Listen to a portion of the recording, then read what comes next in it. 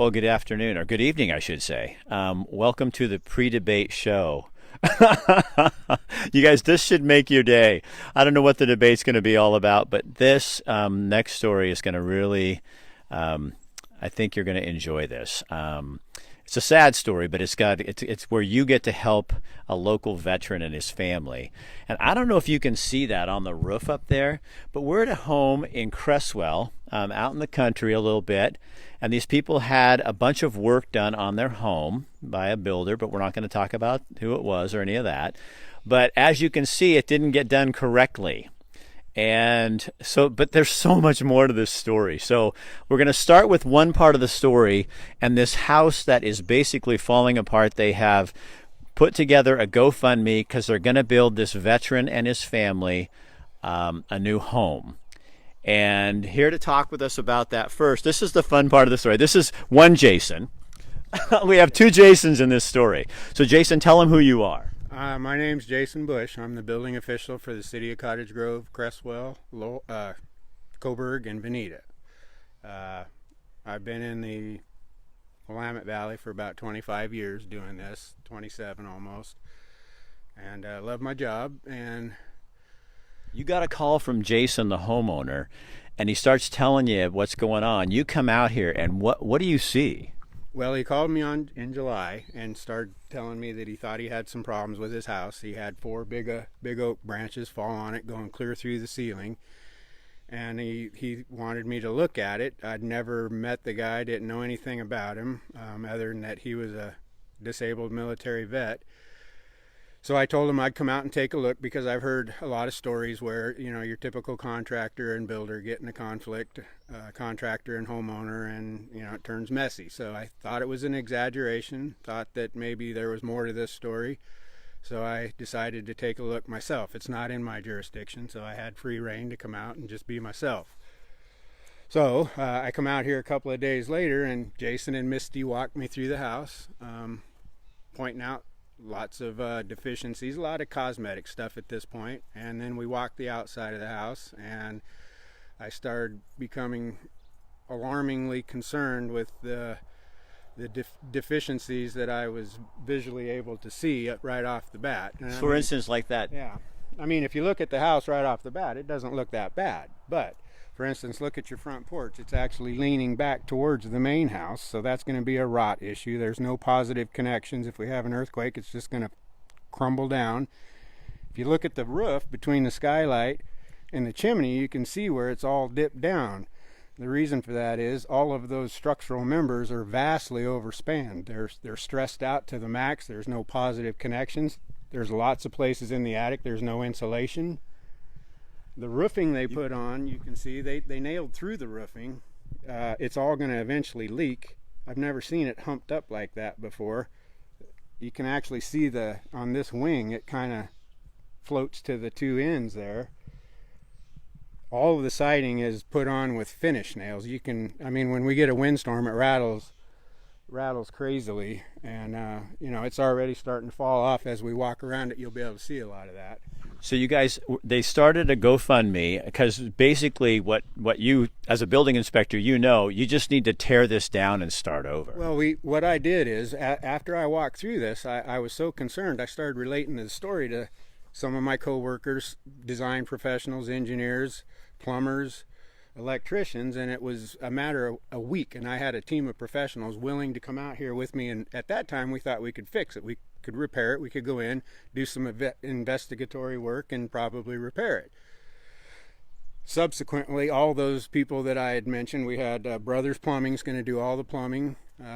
Superior Electric's going to rewire the whole house.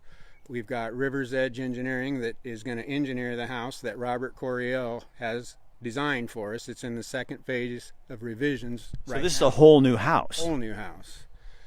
And what we're going to do is take this opportunity to build it to meet Jayson's needs. So he eventually will probably be wheelchair bound. He's not now.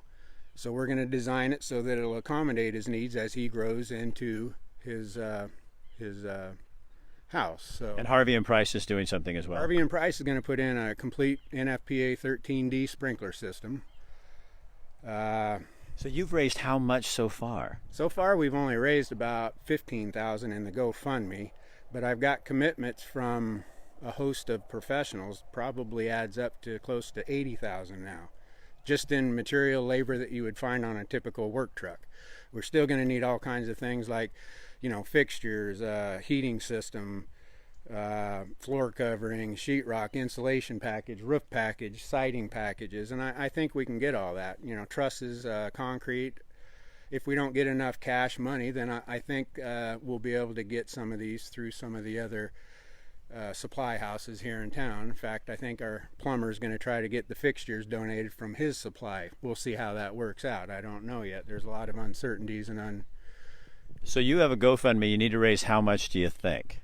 Well, we originally wanted to get 400,000, but I don't know with all the other commitments that we have with labor and materials that we're going to need that much. So we've got a contingency plan. If we get more than what we need, we're going to pay it forward. We're going to donate some of that to other veterans or service dog training things for veterans. So we want to do this on board, transparent. We're not in here to build him a castle and sock money in the bank. We want to get him in a safe home that he can relax and raise his family in.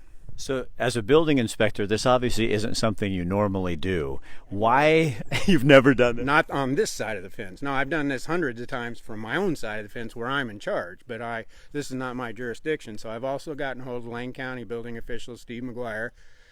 Not only has he got a lot of stuff up in the McKenzie to worry about, but he's going to help expedite this so that when we get the plans finished, we'll be able to get building as soon as possible so we can get through this winter. Why this man? Why this family? Well, when I first come out here and met them, they've taught me so much humility and humanity, and I've learned so much from a humanities perspective. I've learned so much from them. I've never been touched like this with the family. I mean, this family is going to be my family the rest of our life. He's met my whole family, my grandkids, my children. We went camping together. He's one of the most extraordinary people I've ever met. He does not focus on him and his disabilities. He focuses all this stuff that has happened to him. He's taken every one of these examples and making it a positive lesson for his family. He tells his family, life isn't fair. It's how you deal with that makes you who you are as you eventually grow into, adulthood. And so he's doing a lot of this for his children and making valuable lessons out of it. So we should go meet him. We should go meet him. You guys, so this show is sponsored by Matt McCarl over at New Leaf Hyperbaric and Chamber, or the Hyperbaric Chambers, New Leaf Hyperbarics and Wellness. And Matt, when I called him up and told him about Jayson and his family, he was like, oh gosh, yeah, let's do it, Rick. Let's go. So I came down like an hour and a half ago, and I wanted to get to know Jayson because he does have PTSD, a lot of different issues going on, some mental things going on, physical things going on. And so we were letting him have a little bit of time to kind of calm down so we could come in and talk with him. Right. So let's go meet the man. And he also, you guys, you'll find out more. We'll surprise you. Jayson. Oh, look at this.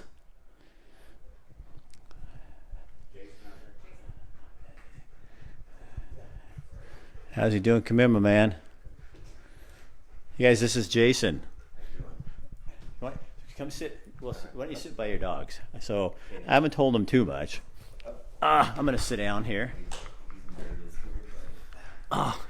And this is Jayson's wife. You want to sit? You can sit right next to him, so you can kind of. So I want them to meet you. Why don't you get right up there, like right on the edge? Here, like that. So Jayson, you tell them where you served and kind of that part. I served in Iraq in 2009 in Talil as a combat medic with the National Guard. And that's where I got medevaced out to Germany just before I came home. In 2009. So Jayson gets kind of excited. Gets going. Look how calm you're staying, though. Went out and played with the dog a little bit and just kind of focused, refocused on them. How many surgeries have you had? 49 right now is since 2009. 2 on my leg. I have a paralyzed foot, but the rest were either on my face or my spine. So you were in a. You can kind of tell them what happened. Oh yeah, it was. We were in Kuwait. We've just the day before we actually went into Iraq, and we had to do this exercise. It was called a heat trainer, where they rolled over an MRAP, and you had to egress out of it. While I was in there, long story short, the kid next to me unbuckled me, and I fell 5 feet and hit the roof. We were upside down, and I sheared 9 of my teeth in half, crushed my molars, fractured my jaw, tore a muscle in my eye, got a brain injury, and then I herniated 3 discs in my neck and 3 in my back, in my thoracic area. They were going to send me home that night, and we were going into country the next morning. So I said, look, I know you have a dentist. Let's get him to patch my face, write me some scripts, or I'll go AMA, against medical advice. So he did. They patched up some temps on my face, and I went. I didn't realize at all how much damage had been done. My focus was to complete the mission. So that was my goal. So you live in constant pain. Oh yes, absolutely. Yeah. New levels that I've never understood before. And your brain, because we've been together now for like an hour and a half, your brain kind of, you said it's like movies. Kind of explain that to people, like movies playing in your head.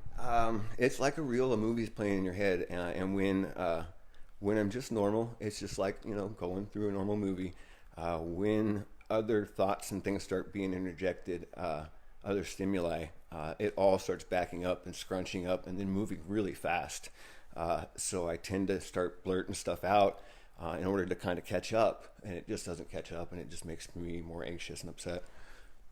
So you have this person that is constantly right there. That's your main calming force. Absolutely. She's my best friend, and she is also my caregiver. She didn't choose that job at all. She's a wonderful wife, a wonderful mother, but what she does for me is nothing short of an angel. We've been together for 23 years. I think I can handle you. Yeah, you do. 23 years gives her like some priority there, huh? Absolutely. Well, she knew me before, and she knew me after, and she's seen the struggles that we've both gone through, the whole family, these last 10 years. And instead of allowing it to beat me, I chose the other route, and I still have my days, but because of the things that I chose to do, I'm healing in ways that I never understood before. How are you better? Oh goodness. When I'm engaged, excuse me, either with the children or with my dogs, everything, the everyday pain, the everyday focus that I can never get, everything just kind of evens out. I don't have to do anything except be with the dogs. It's a total gift, and I'm so grateful for it. Being all this garbage that's happened, having so many surgeries and healing, surgery and healing, it slowed me down a lot, and it's changed me. For a long time, all I wanted to do was get back to my unit because I felt like I let him down. And until one day I was out back here with my son, and he was 2 at the time, and Arabelle, my first service dog. And as I was sitting out there in the sun, just watching him and her and me, I was like, oh my goodness, this is what everybody prays for. I said, why am I fighting this? And I go, I have an opportunity here to be a part of my kid's life where I could never had this not happen. So my focus went from feeling sorry for myself and trying to get back to whatever I thought I wanted to be, or that I was. You have an identity back then, and you're doing stuff that people just don't do. And one day you're doing that, and then the next day you're laid up on a couch with a hole in your leg and smelling like rotten meat. So let me, what I didn't even tell him about. So look at this. So you guys, here's the cool thing. You know how we always talk on these shows about life and how life is just kind of weird and strange? Well, one of the things that Jayson has done is learn how to train dogs, service dogs, for veterans and other people. He works at the school here in Cresswell with kids with different abilities, which some people call people with disabilities, but here on this show, we never call people with disabilities, with different abilities, different disabilities. And so he goes down to the school when pre-COVID and would be down there so the kids could come and visit the dogs. And you guys, I got to tell you, I've been here for a while, and as soon as Jayson starts to kind of get a little fidgety, this dog comes up and is all over him like stink on poop. Making sure that you're calming down and settling yourself. So, and this is not for me, but I didn't know this, you guys. I honestly did not know this till I came over here. But that I kind of got to help play a role in this whole what you do. So kind of tell. Absolutely. I'm going to take him. He's Okay. by you. He's actually her dog. I wasn't even supposed to train him as a service dog. He decided that at 2 that he wanted to become a service dog. I could tell that story another time. You're talking about Rick Dancer and Oh, how yes, thank you. dog training. Back in 2013, I think we figured out, I happened to be in Utah with some other veterans at the National Ability Center for a week or so. And my mom called my wife and said, hey, Rick Dancer's doing this telethon for a girl here. Her family's trying to raise money for a service dog and for service dog training. And a few weeks prior to that, I had had a puppy. We had 3 of them that had this thing called puppy strangles, where they get a cyst on their neck and it keeps growing until they go hypoxic or you remove it. And you have to wait till they're as old as they can be to do it until you can't do it anymore.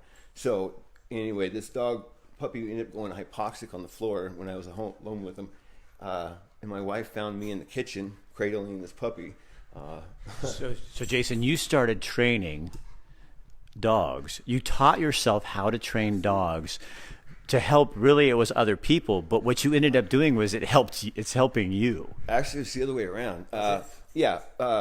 When I was in the hospital, when she just came to pick me up, she bought me a puppy because I couldn't get one through the VA or anywhere else at the time. And so I got online on Google and I Googled how to train a service dog. What are tasks? What is public access? And I spent the next 2.5 years just muddling my way through training this animal. And she saved my life. Arabelle is her name. We bred her, and Canine is one of the puppies. My wife, I gave that puppy to her specifically because I was in the hospital so much, and Arabelle came with me. I wanted her to have a dog to protect the family while I wasn't here. So for 2 years, I didn't train him. She did all of his basic training. And then one day he started bringing me socks. And I go, I can train that. Well, now he goes and gets drinks out of the fridge. He'll pick anything up if you drop it. But when you start getting kind of fidgety and like that, they really know. They sense. They do, and that's when I talking about the gift earlier. I don't know how I got this. I don't know how I did it. If you need something to drink. Yeah, we'll get you something to drink. No, you're fine. You're doing great, Jayson. You're doing absolutely awesome. Are you calm? Oh, I'm good. I'm really good. Okay. We're talking about my dogs. Of course I am. Is that when it's easy to talk about, but it's something that you love like that? They're such a huge part of my life.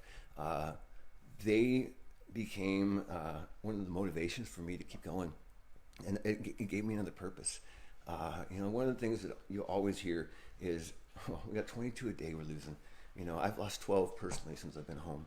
From people killing themselves, veterans killing themselves. Or medication overdoses. And you were there. What's that? You were there. Oh, yeah. Yeah, actually I was. It's something that I don't talk about very much, but... Then why don't you don't have to. Are you okay? We can talk about that another time. Okay, let's talk about that another time. Let's talk about the dogs. And those, you know what I want you to talk about? Tell people about those children, the kids at the school. So you go down there when pre-COVID, you were down there with your dog and you're just waiting. You're just spending time with kids when they need it. 6 years ago, the community got together and created a program called IRC. It means Intergenerational Reading Collaboration. Crest Lane Elementary at the time, we had 600 plus students, the largest group of special needs children in the area in Lane County, as well as the lowest readers in the state.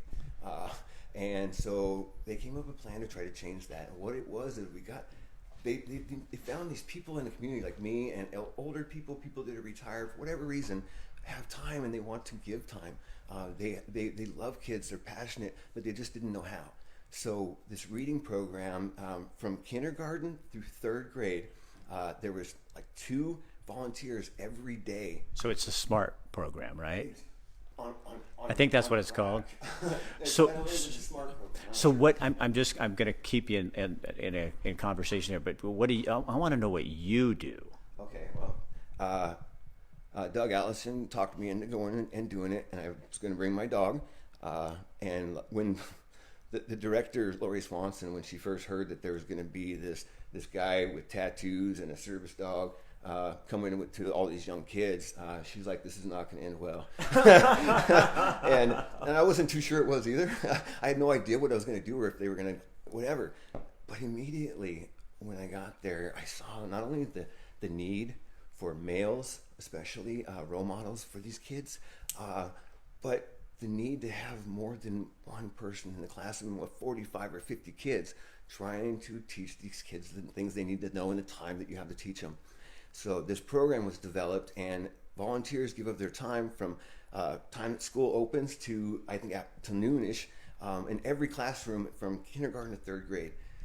And when I started bringing my dog, sorry, I apologize, it was an opportunity not only to teach children about service animals and how to appropriately address them and when it's okay, but I noticed almost right away how these kids resonated with these dogs and how the dogs resonated with the kids.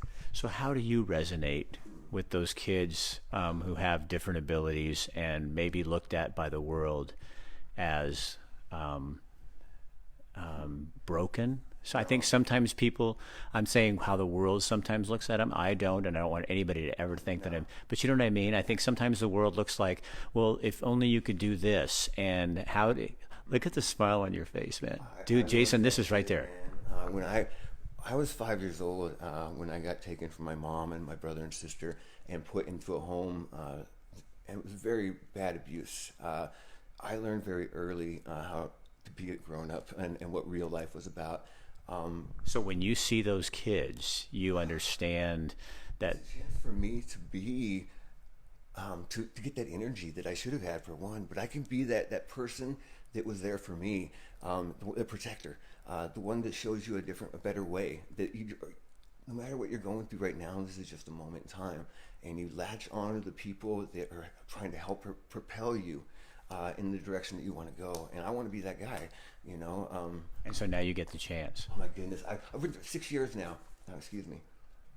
And it's been incredible. I go days, sometimes weeks without sleeping. It seems like because my pain, or just a couple hours at night. I'll leave out of here and I'm in pain, you know, and foul mood or whatever. The minute those kids come in the classroom, all that just goes away. And for 2 hours, I am not in pain that I can't handle. And it's because I've got to change the energy and focus.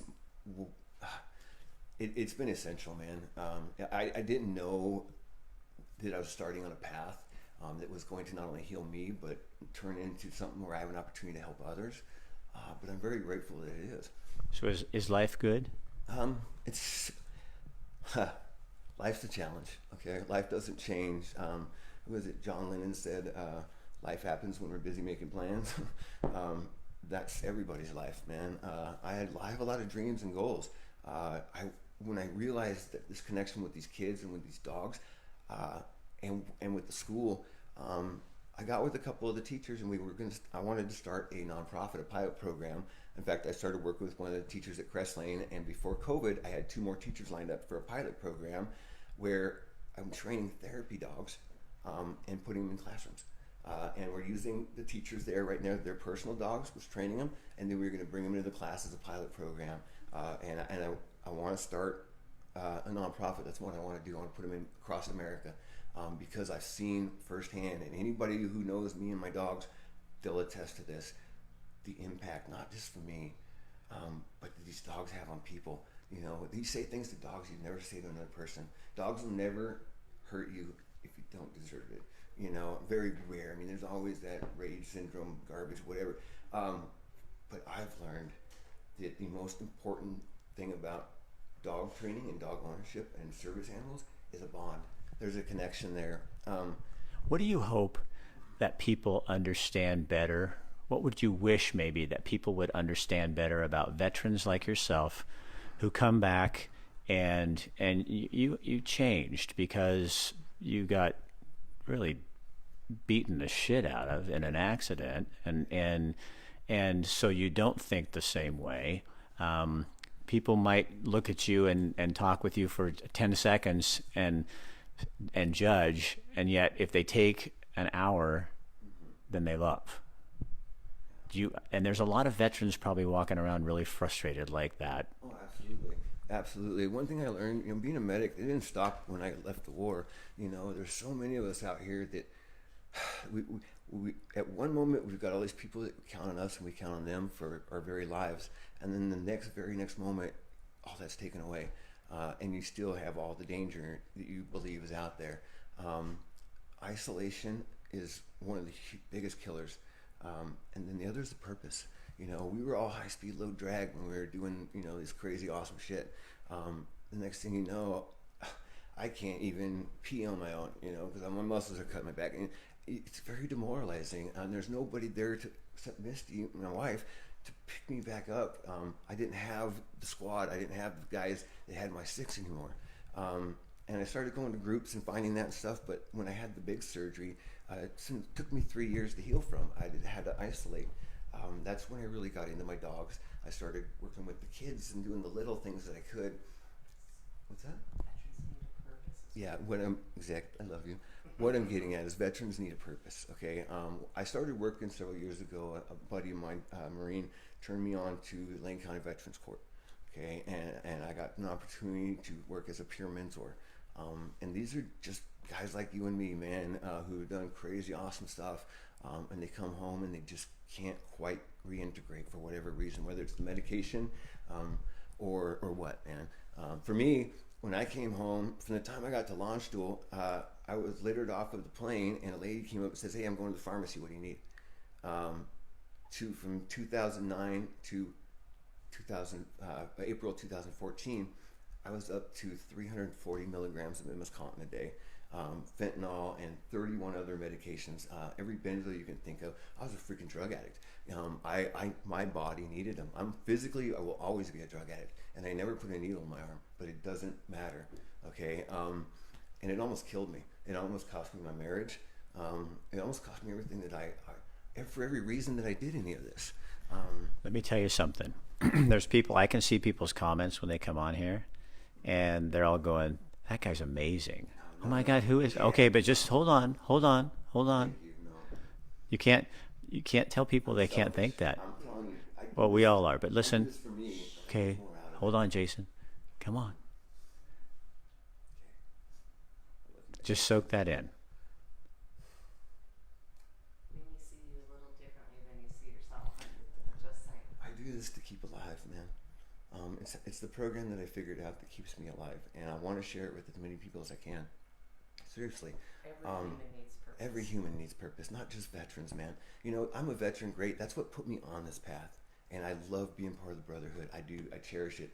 But there's a lot of kids out there right now. I was online the other day, and I saw all these millennial kids talking about how they're suffering with anxiety and different things, and they feel no purpose and no hope. And I thought, God, so that's why when the other Jayson called me and showed me about this story, I thought, you know what? I can't wait to meet this guy. And for being a vet and extremely amazing, helping at the school is even more so. Yeah, people are talking to you, and it helps me. It heals me.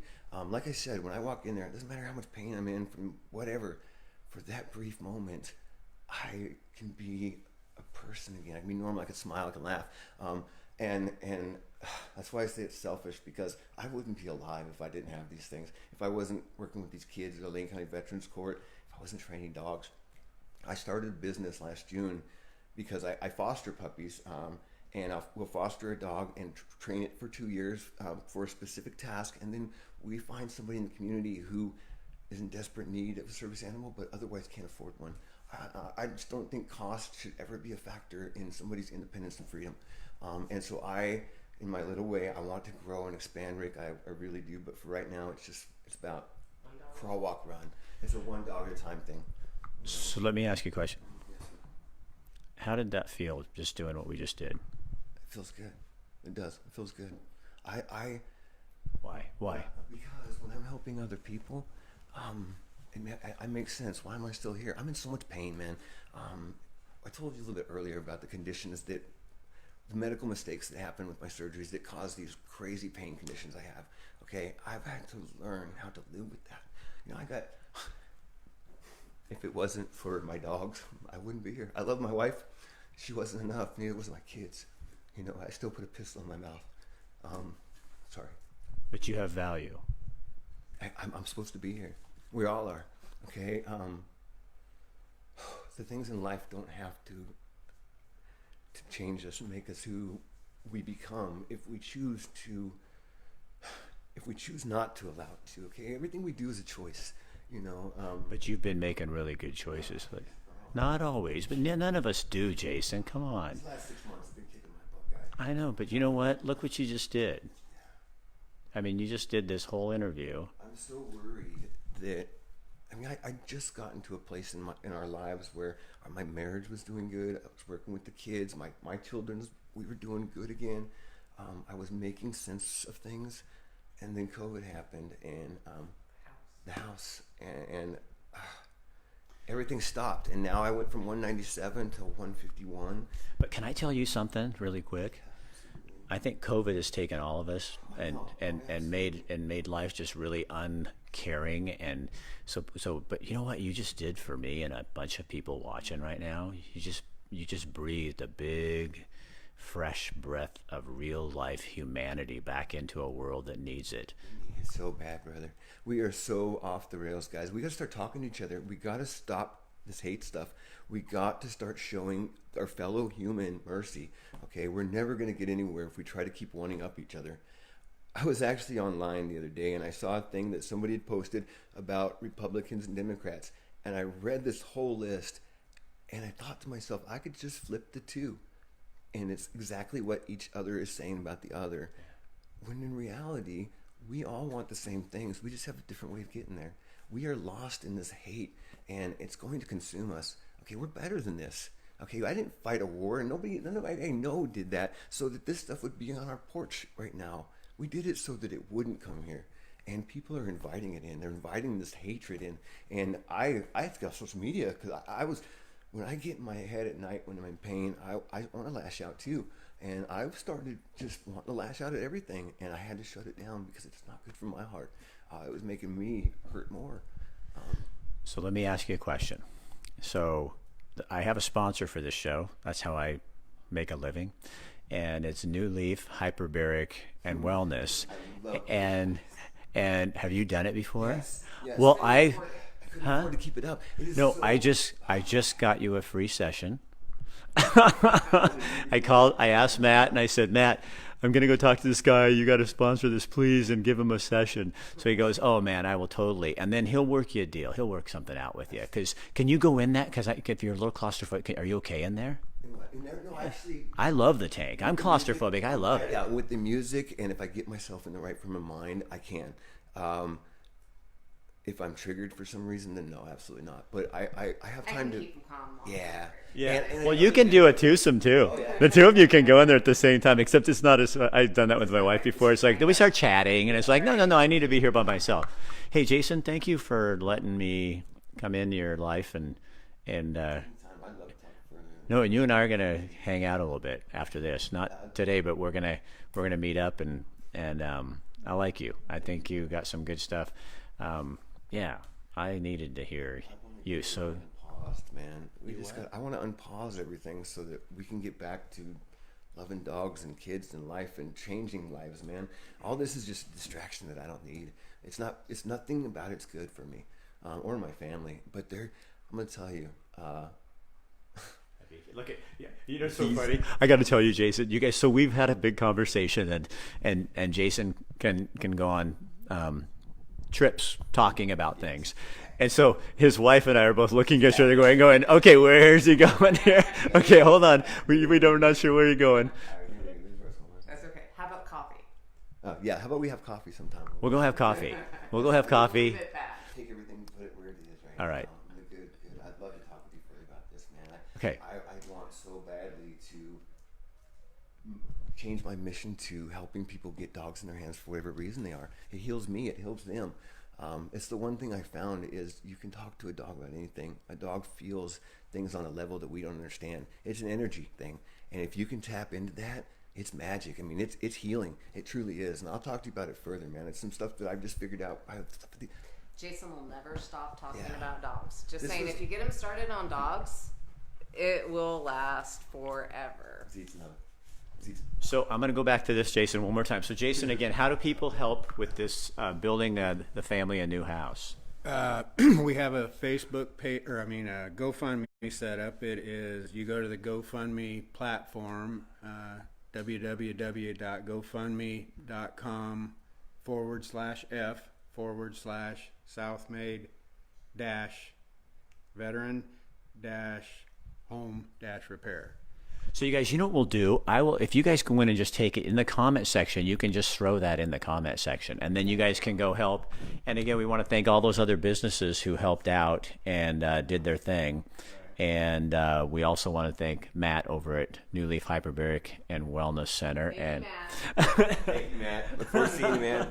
You were pretty excited when I said the hyperbaric chamber. I was thinking he was going to go, I don't know about that in the chamber, but yeah, you'll love it. The therapies that we found that have worked, the VA doesn't pay for, so we've had to pay for out of our pocket, and we've had to learn to sacrifice and train dogs and stuff to find any kind of money we could to keep these alternatives to narcotics going for us, because the narcotics almost killed me, almost killed our family.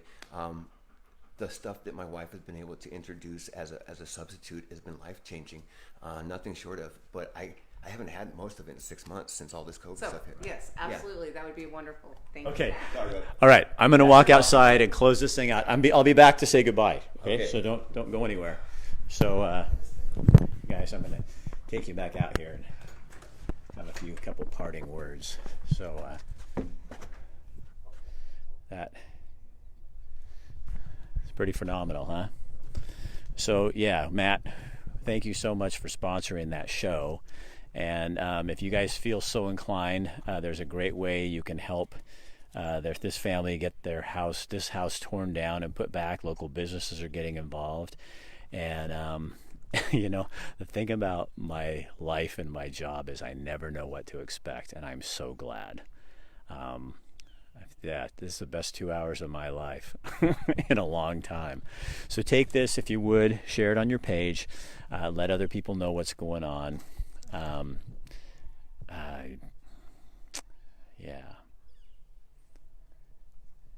I guess kind of remember, this is what really matters. This is what really, really, really matters. That was as raw and rough as you can get. And I think we can all handle that. Aren't we ready for something real and something that makes us feel again? And the thing I was telling Jayson earlier, I said, I don't feel sorry for you at all. You are such an amazing man. I feel sorry for me that it took this long to meet you. And it's kind of fun to have a little part in that whole thing too. So there again, help them fix their house. Not actually fix it, but get rid of this house and get a house that they can actually live in and that's built, because someday he probably will be in a wheelchair and needs a house that's going to be accessible for that as well. All right, I'm Rick Dancer.